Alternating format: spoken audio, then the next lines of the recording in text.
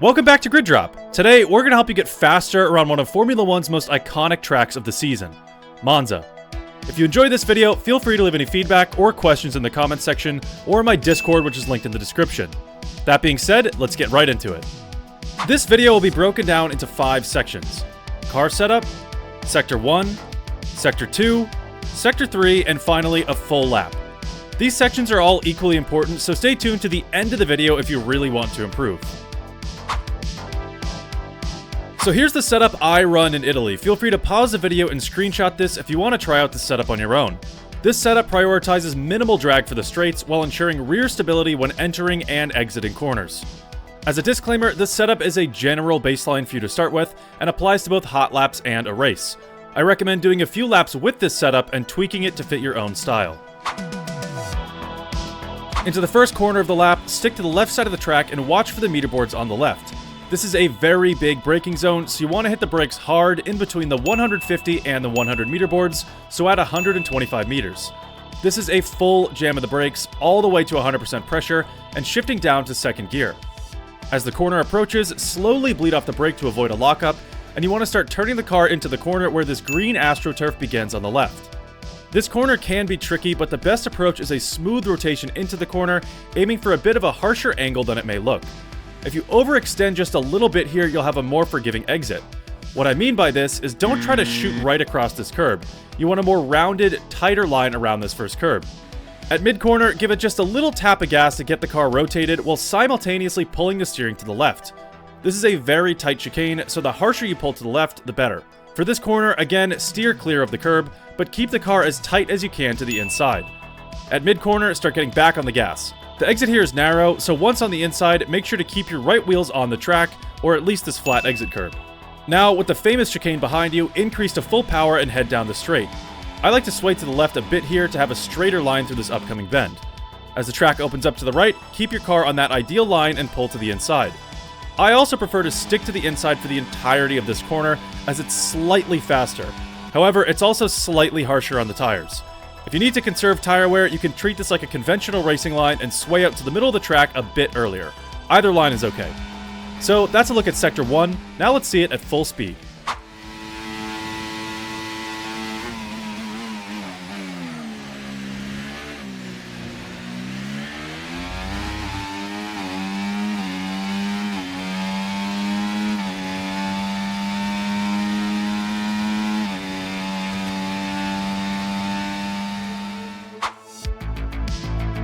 Sector 2 begins with a harsh braking zone and another chicane.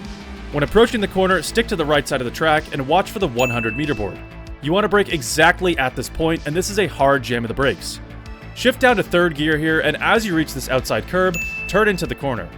This inside curb that sticks out is actually pretty forgiving if you hit it the right way, and surprisingly, you can cut the entirety of this inside curb without the game giving you a warning for track limits. It can be a little risky, but staying super close to the white line, you can get away with it. So, take advantage of this and cut as much of this inside curb as you can. At this point, you should be already getting back on the power, and as you pass this curb, transition your steering to the right and give it even more gas, up to maybe 50%. This next corner has a harsh sausage curb on the inside, so definitely do not cut this one. Stick to the red and white curb and keep it tight to the inside as the exit is narrow. Once exiting, keep the car a bit tighter to the track than you may expect, and try to keep your wheels at least on this exit curb. Power down now and head to the next corner, sticking to the left side of the track. Watch for the 50 meter board here. About a car length past this board, brake and aggressively turn into the corner. Here, you want to really activate as much grip as possible, and by turning in hard and fast and keeping it as close as you can to that slightly banked inside curb, you can be pretty fast. This is a tap of the brakes and a single downshift, again aiming for this inside curb, and immediately back on the gas. Ride this line and trust the grip, keeping consistent throttle, and as the track opens up, sway out to the exit curb on the left. It can be easy to overextend and pass track limits here, so just beware of that. On the left curb now, pull back into the track and again, watch for the 50 meter board. This upcoming corner is very similar to the last one. Again, about a car length past the 50 meter board, you want a quick jab of the brakes, 1 or 2 downshifts, and to pull aggressively towards this inside curb. Try to cut as much of this curb as you can without hitting the grass, and at mid-corner, get back on the power, trust the grip, and extend to the left. Here, it's better to keep the car on track. It's tempting to extend and go over this exit curb, but it's slightly rough and can lose you a little bit of time. Now put the power down, enable DRS at the line, and head down this next straight. That's a run through of Sector 2, now let's see it at full speed.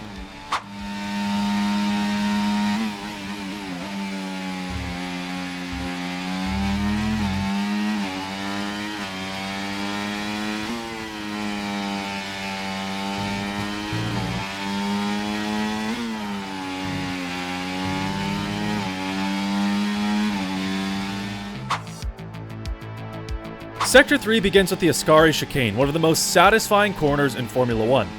When approaching the corner, stick to the right side of the track and watch for the meter boards. I like to brake at around 75 meters, so between the 50 and the 100 meter boards. It can be easy to brake a bit too much here, so quickly jab the brakes enough where it's comfortable shifting down to 6th gear and immediately turn into the corner. This first curb is flat and you should aim to cut as much of it as possible, keeping the throttle down. This curb then spits you out to the right side of the track where again you could use this curb. Use it for just a second though, as it quickly turns a bit more treacherous towards the end. Pop off the curb and back onto the track, and aim for the next inside curb to create a smooth, flowing line. This final curb is one you want to avoid touching, but stick as close as you possibly can. At this point, you're definitely at full throttle, and sway to the right exit curb to extend the track.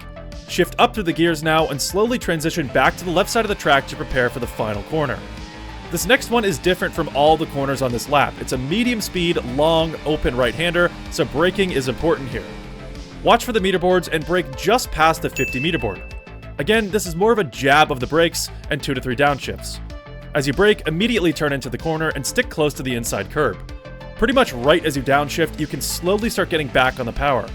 In previous games, it was easy to spin here, but in this year's title, the cars seem to have a bit more grip around this corner, so you can trust it a little bit more. Increasing the power now, start naturally drifting to the left side of the track and shifting back up through the gears. Make sure to avoid overextending here and going beyond track limits. On the left side now, keep the throttle pinned and head towards the line. That's a look at Sector 3, now let's see it at full speed.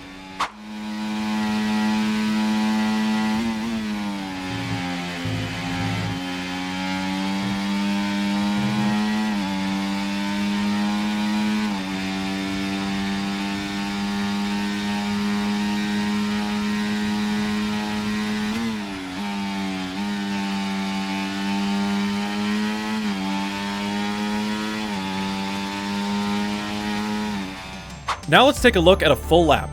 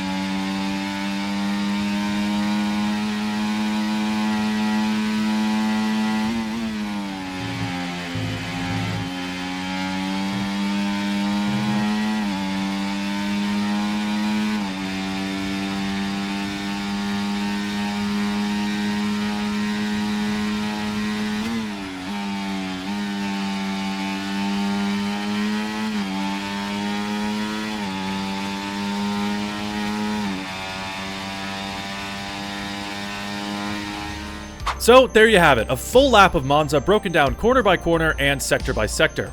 If you want to see more track guides on F124, have any questions, or need more tips, feel free to leave a comment on this video or in my Discord. Anyway, if you made it this far, thank you very much for watching, and I'll see you in the next one.